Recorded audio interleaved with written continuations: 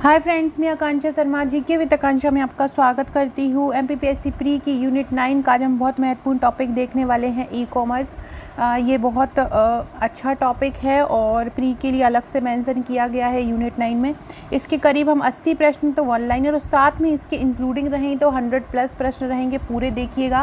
और जिससे मैं ये पढ़ा रही हूँ एमपीपीएससी प्रीलिम्स के पैकेज से ही पढ़ा रही हूँ। यूनिट 9 की जो बुकलेट आपको मिलेगी उसमें से ही मैं क्वेश्चन लेके आपको पढ़ा रही हूँ। तो चलिए स्टार्ट करते हैं। और एन सीरीज़ चल रही है हमारे जी एमपीपीएससी के लिए।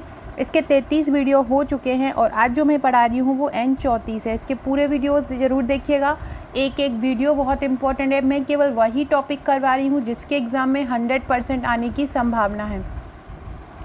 इसके अलावा जो मैं ग्रुप में दूँ आपको, जो जैसे कि आपने मेरा प्रीलिम्स का पैकेज लिया है तो आपको एक ग्रुप मिला होगा, जो ग्रुप में दे रही हूँ वो ज़रूर पढ़ते जाइएगा, आपका 100% प्री का सिलेक्शन ज़रूर होगा। तो चलिए स्टार्ट करते हैं। सबसे पहले देखते हैं कि ई कॉमर्स, पहला क्वेश्चन ही है ई कॉमर्स। ई कॉमर्स क्या होता है? तो ई कॉमर्स का मतलब होता है इलेक्ट्रॉनिक कॉमर्स। इलेक्ट्रॉनिक मतलब होता है इलेक्ट्रॉनिक, तो आप जानते ही हैं। इलेक्ट्रॉनिक्स कॉमर्स का मतलब होता है इलेक्ट्रॉनिक माध्यम से बिजनेस करना, कॉमर्स करना। ऑनलाइन बिजनेस जो होता है वो ई कॉमर्स के अंतर्गत आता है। इलेक्ट्रॉनिक वस्तुओं का इसमें सेवाओं का व्यापार होता है। ई कॉमर्स की शुरुआत कब से हुई है? तो ई कॉमर्स की शुरुआत हुई थी 1960 में। ई कॉमर्स की शुरुआत कब हुई थी? 1960 में हुई थी। इसमें पहली बार इलेक्ट्रॉनिक डाटा इंटरचेंज का प्रयोग किया गया था। ये इलेक्ट्रॉनिक डाटा इंटरचेंज जो है ये भी आपको आ सकता है पूछने। इसको शॉर्ट फॉर्म आ सकता है ईडीआई। ईडीआई का फुल फॉर्म क्या होता है? तो क्योंकि ई कॉमर्स की जो शुरुआत हुई थी वो ईडीआई के रूप में ही हुई थी, मतलब इलेक्ट्रॉनिक डाटा इंटरचेंज के रूप में ही हुई थी। तो ये क्वेश्चन आ सकता है कि इसका फुल फॉर्म क्या होता है। ईडीआई से शुरुआत कब हुई थी? 1960 से हुई थी। 1960 से मतलब इसका आरंभ हो गया था और इसने कार्य करना जो स्टार्ट किया था 1969 से किया था। तो ई कॉमर्स की शुरुआत 1960 से मानी जाती है। इसमें पहली बार इलेक्ट्रॉनिक डाटा इंटरचेंज मतलब ईडीआई का उपयोग हुआ था। अमेजन कब शुरू हुआ था? तो अमेजन की जो शुरुआत हुई थी, अमेजन की शुरुआत 1994 में हुई थी, मतलब आ गया था और 95 से इसने काम करना स्टार्ट कर दिया था। अमेजन की शुरुआत 1994 से मानी जाती है। और अमेजन को स्टार्ट किसने किया था? जेफ बेजोस ने अमेजन को स्टार्ट किया था। किसने किया था अमेजन को स्टार्ट? जेफ बेजोस ने किया था। अगला है पेपल। पेपल आपने नाम सुना होगा, जैसे कि पेटीएम होता है ऐसे ही एक ईएफटी इलेक्ट्रॉनिक जो प्लेटफॉर्म का नाम है उसका नाम है पेपल। और पेपल की शुरुआत कब हुई थी? पेपल की शुरुआत हुई थी 1998 में। पेपल की शुरुआत कब से हुई थी? 1998 से पेपल की शुरुआत हुई थी। 1998 से पहले अमेजन ने भी एक वेबसाइट आरंभ कर दी थी ईवे नाम से। ईवे नाम से याद रखिएगा। ईवे अगर आपसे पूछा जाए कि ईवे किसकी वेबसाइट है तो ये अमेजन की है। और ये ईवे ने कब से काम करना स्टार्ट कर दिया था? ईवे ने 1995 से काम करना स्टार्ट कर दिया था। अमेजन की वेबसाइट है। और पेपल कब आया था? तो पेपल 1998 में पेपल आया था। इसने ऑनलाइन पेमेंट, इससे क्या हो गया था? ऑनलाइन पेमेंट आसान हो गया था। फ्रेंड्स, आगे बढ़ने से पहले वीडियो अगर अच्छी लगती तो सब्सक्राइब जरूर कीजिएगा और कमेंट करके ज़रूर बताइएगा। सेकेंड बात ये है कि जैसे कि आप लोगों के कुछ टॉपिक ऐसे होते हैं, चाहे करंट अफेयर्स के हों, चाहे स्टैटिक जीके के हों, चाहे मिसलेनियस जो कि विविध का जो पोर्शन होता है चाहे वो हो, उससे कुछ टॉपिक ऐसे होते हैं जो हमको नॉर्मली अगर हम याद करना चाहें तो नहीं कर सकते। इसके लिए हमको कोई ट्रिक बनाकर ही याद करना होता है। जैसे कि कुछ ईयर हैं वो याद नहीं होते हैं। अब आपके जो यूनिट 10 के आयोग हैं उनके अध्यक्ष जो याद नहीं, उसके लिए मैंने एक ट्रिक का चैनल बनाया है, जीके ट्रिक विद आकांक्षा। उसकी लिंक आपको मैंने कमेंट बॉक्स में डाल दी है, याद रखिएगा कमेंट बॉक्स में डाली है। तो वहाँ पे जाके आप उसको सब्सक्राइब कर लीजिएगा ताकि आपको उसका वीडियो मिलता रहे। ये जो मेरा चैनल है जीके विद आकांक्षा, उससे अलग हट के वो दूसरा चैनल बना है, अभी नया ही स्टार्ट किया है 8 से 10 दिन पहले। तो आपको सर्चिंग में चाहे नहीं आएगा, इसलिए आपको कमेंट बॉक्स में लिंक दे दिया है, तो आप वहाँ से सब्सक्राइब कर लीजिएगा। पेपल कब आया था? 1998 में आया था। इसके बाद alibaba.com, alibaba.com सबसे पहला कोई अगर बोला जाए कि वेबसाइट कौन सी है तो इसी को ही बोलते हैं, और सबसे बड़ी जो ई कॉमर्स के क्षेत्र में जो सबसे बड़ी है उसको भी यही बोला जाता है alibaba.com। तो alibaba.com कब आया था? 1999 में आया था। alibaba.com कब आया था? alibaba.com 1999 में आया था। alibaba.com को कौन लाए थे, कौन इसके फाउंडर हैं? तो वो हैं जैक मा। alibaba.com के फाउंडर कौन है? जैक मा हैं। अगला है, इसके बाद क्या हुआ था कि फिर जब अभी काम स्टार्ट हो गया था 1994 से, अलीबाबा ने अलीबाबा की .com की स्टार्टेड जैक मा ने 1999 में कर दी थी। याद रखिएगा, Alibaba 1999 Jack Ma, Alibaba 1999 Jack Ma. इसके बाद अगला है, गूगल ने एडवर्ड्स की शुरुआत कब की थी? गूगल ने एडवर्ड्स की शुरुआत की थी 2000, सन 2000 में गूगल ने एडवर्ड्स की शुरुआत की थी। 2011 में गूगल वॉलेट को ऑनलाइन पेमेंट सिस्टम के लिए लागू किया। वॉलेट जो गूगल वॉलेट है वो हमारा जो नॉर्मल वॉलेट होता है, हम पर्स रखते हैं, उसका ही डिजिटल संस्करण अगर बोले तो गूगल वॉलेट कहलाता है, या कोई भी वॉलेट कहलाता है। चाहे हम पेटीएम का वॉलेट देख लें, चाहे हम फ़ोनपे का वॉलेट देख लें, तो ये सभी जो हमारे पास जो पर्स होता है उसका ही डिजिटल वॉलेट होता है। इसमें हम कोई भी पैसे रख सकते हैं अपने, जब भी हमारे संकटकालीन स्थिति हो तब हम वहाँ पे इसको यूज़ कर सकते हैं। कहीं पर हमको पेमेंट देना हो वहाँ पे यूज़ कर सकते हैं। तो 2011 में गूगल वॉलेट को ऑनलाइन पेमेंट सिस्टम के लिए लागू किया गया। ये डेट याद रखिएगा, कब किया गया? 2011 में गूगल वॉलेट को ऑनलाइन सिस्टम के रूप में उपयोग किया। 2000 में गूगल ने एडवर्ड्स की स्टार्ट की और ठीक 11 साल बाद उन्होंने गूगल वॉलेट को ऑनलाइन सिस्टम के लिए लागू किया। फिर अभी हाल ही में जियो मार्ट का बहुत ज़्यादा चर्चा में है जियो मार्ट, और जियो तो कभी भी कुछ भी करते हैं तो वो चर्चा में ही रहती है। तो रिलायंस रिटेल द्वारा, रिलायंस पहले रिटेल था तो उनका भी एक ऑनलाइन आ गया है। तो रिलायंस रिटेल द्वारा जियो मार्ट की शुरुआत 2020 में हुई। रिलायंस रिटेल द्वारा जियो मार्ट की शुरुआत कब हुई थी? तो रिलायंस रिटेल द्वारा जियो मार्ट की शुरुआत 2020 में हुई थी। इंस्टाग्राम शॉपेबल पोस्ट की शुरुआत कब हुई थी? तो इंस्टाग्राम शॉपेबल पोस्ट की शुरुआत हुई थी 2017 में। वहाँ पर भी आप कोई पोस्ट कर सकते हैं और उसके द्वारा आपको पैसे मिलेंगे। तो इंस्टाग्राम इस शॉपेबल पोस्ट की शुरुआत कब हुई थी? 2017 में हुई थी। एप्पल पे की मोबाइल पेमेंट के लिए, एप्पल पे ने को मोबाइल पेमेंट के लिए कब शुरू किया गया? तो एप्पल पे को भी जैसे कि फ़ोन पे, गूगल पे होता है, ऐसे ही एप्पल पे है और इसको कब शुरू किया गया? 2014 में। इलेक्ट्रॉनिक शॉपिंग का आविष्कार किसने किया था और कब हुआ था? तो इलेक्ट्रॉनिक शॉपिंग सबसे पहले कि हम इलेक्ट्रॉनिक द्वारा शॉपिंग भी कर सकते हैं, ये इसकी खोज और ये इसका आविष्कार 1979 में माइकल एल्ड्रिच ने किया था। किसने किया था? माइकल एल्ड्रिच ने। पहला B2B मतलब बिजनेस टू बिजनेस, बिजनेस के पर्पज़ से एक बिजनेस से दूसरे बिजनेस के लिए शॉपिंग सिस्टम कब शुरू हुआ? 1981 में। याद रखिएगा, सबसे पहले इलेक्ट्रॉनिक शॉपिंग 1979 में माइकल एल्ड्रिच ने, और पहला ऑनलाइन शॉपिंग सिस्टम 1981 में शुरू हुआ। फ्रेंड्स, ये मेरा व्हाट्सअप नंबर है। अगर आप मेरा फ्री का पैकेज लेना चाहते हैं जिससे मैं आपको पढ़ा रही हूँ, ये इस तरह के नोट्स आप लेना चाहते हैं बहुत सरल तरीके से पढ़ने के लिए, तो आप मुझे व्हाट्सअप कर सकते हैं। देखिए, ये मेरी कुछ ई बुक है। ये MP का वन लाइनर है, ये MPPSC प्रीलिम्स की टेस्ट सीरीज़ है, ये मध्य प्रदेश की माशिकी है। इसके बाद MPG के वन लाइनर के 1000 वन लाइनर, 5000 वन लाइनर और 3010 MCQ, ये सभी PDF है। इनके नीचे इनका रेट लिखा हुआ, तो अब इनकी ई बुक लेना चाहते तो ले सकते हैं। इसके अलावा ये मेरे MPPSC प्रीलिम्स का पैकेज है जिससे मैं ये आपको पढ़ा रही हूँ। ये यूनिट 9 की बुकलेट है, सूचना और प्रौद्योगिकी की। ये टोटल 12 बुकलेट आती हैं, प्लस इसमें आपको एक ग्रुप भी दिया जाता है जिसमें आपको बहुत इंपॉर्टेंट क्वेश्चन रोज़ दिए जाते हैं, और भी बहुत इंपॉर्टेंट PDF। मेरी कोई भी वीडियो अगर मैं अलग से बनाती हूँ तो उसका PDF भी यहाँ निःशुल्क दिया जाता है। तो आप यहाँ पे करंट अफेयर्स पूरे जब तक का एग्ज़ाम रहेगा तब तक के लिए फ्री दिया जाएगा।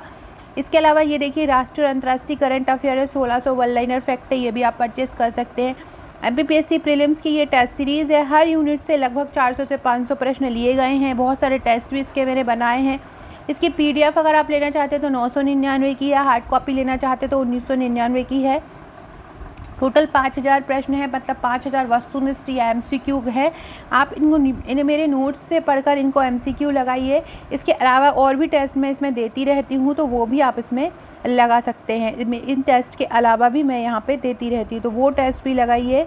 आप अपनी सफलता सुनिश्चित कीजिए। अगर आपने कोई नोट्स नहीं लिया हो तो आप हमारे ये सरलतम भाषा में लिखे हुए नोट्स ले सकते हैं।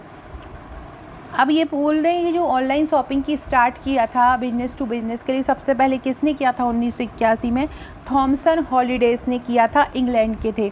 पेपल को ऑनलाइन पेमेंट सिस्टम के लिए कब शुरू किया? 1998 में पेपल को ऑनलाइन सिस्टम के लिए उपयोग किया। ईडीआई का फुल फॉर्म क्या भी मैंने बताया था, इलेक्ट्रॉनिक डाटा चेंज, और ई कॉमर्स में प्रयुक्त ये प्रमुख तकनीक है। अगला है ईबीबी। ईबीबी का मतलब क्या होता है? Electronic bulletin board. ये भी एक ई कॉमर्स की तकनीक है। इसके द्वारा हम एक बैंक से दूसरे बैंक में, ईबीबी के द्वारा, ईबीबी इलेक्ट्रॉनिक बुलेटिन बोर्ड, इसके द्वारा हम डाटा का ट्रांसफ़र कर सकते हैं। कोई बात हमें भेजना हो, कोई रिक्वेस्ट करना हो, तो ये इसके द्वारा हम कर सकते हैं। EFT इलेक्ट्रॉनिक फंड ट्रांसफ़र है। POS, ये ध्यान रखिएगा, ये पूछ सकते हैं POS का मतलब क्या होता है, या ये पूछ सकते हैं कि इनमें से कौन सा ऑनलाइन पेमेंट सिस्टम नहीं है। तो POS का मतलब पॉइंट ऑफ सेल होता है। इसका उपयोग दुकानों में पेमेंट के लिए किया जाता है। फिर है CRM का फुल फॉर्म होता है कस्टमर रिलेशनशिप मैनेजमेंट। फिर होता है मैग्नेटो सबसे सरल लोकप्रिय ई कॉमर्स सॉल्यूशन प्लेटफॉर्म है। मैग्नेटो क्या है? सबसे सरल लोकप्रिय ई कॉमर्स सॉल्यूशन प्लेटफॉर्म है मैग्नेटो। याद रखिएगा, CRM, POS और मैग्नेटो। इसके बाद डिमांडवेयर, क्लाउड आधारित ई कॉमर्स सॉल्यूशन प्रोवाइडर है। डिमांडवेयर क्या है? क्लाउड आधारित e commerce solution provider. Oracle commerce क्या है? तो बिजनेस टू बिजनेस तथा बिजनेस टू कस्टमर।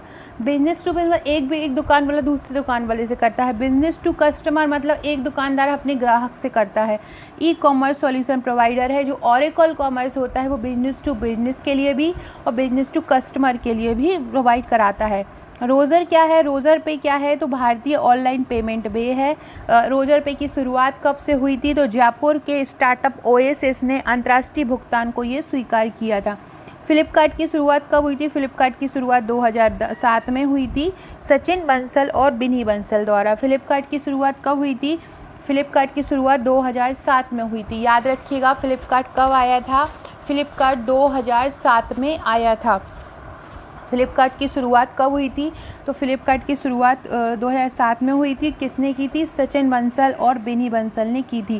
फ्लिपकार्ट का मुख्यालय कहाँ है? बेंगलुरु में। अभी हाल ही में फ्लिपकार्ट का एक दूसरी ई कॉमर्स कंपनी ने अधिग्रहण कर लिया है, दोनों मिल गए हैं। कौन सी वो कंपनी है? कमेंट बॉक्स में ज़रूर बताइएगा कि फ़्लिपकार्ट को किसने ख़रीद लिया है, और ये बताइएगा कि फ़्लिपकार्ट अब किसके साथ मर्ज हो चुका है। वॉलमार्ट ने फ़्लिपकार्ट की कितनी हिस्सेदारी खरीद ली थी 2018 में? तो वॉलमार्ट ने फ़्लिपकार्ट की 2018 में 77% हिस्सेदारी खरीद ली थी।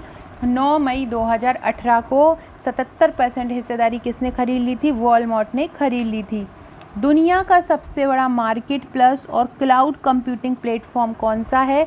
तो दुनिया का सबसे बड़ा मार्केट प्लस और क्लाउड कंप्यूटिंग प्लेटफॉर्म अमेजन है। इंडिया मार्ट क्या है? इंडिया मार्ट भारतीय मार्केट प्लेस है। इंडिया मार्ट क्या है? भारतीय मार्केट प्लस है। स्थापना 1996 में हुई थी और मुख्यालय नोएडा में है इंडिया मार्केट प्लस का।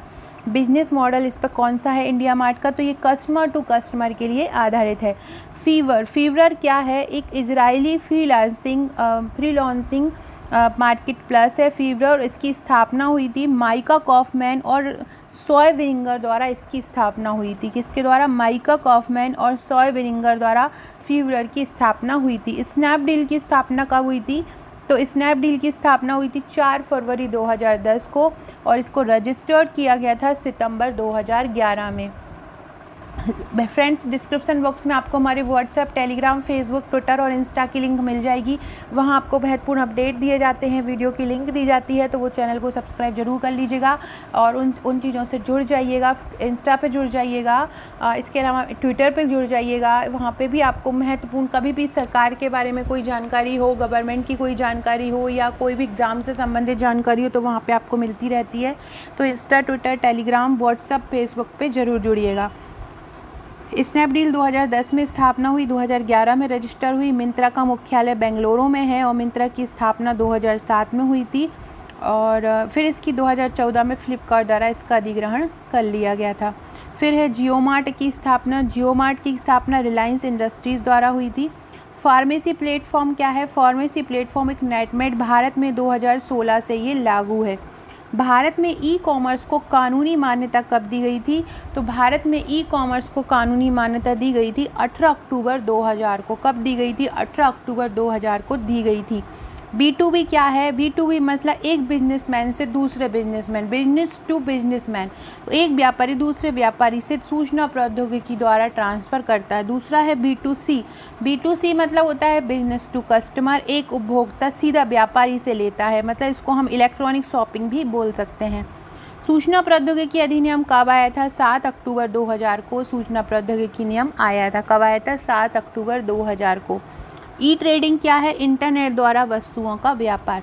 USSD किसको बोलते हैं? तो अनस्ट्रक्चर्ड सप्लीमेंट्री सर्विस डाटा।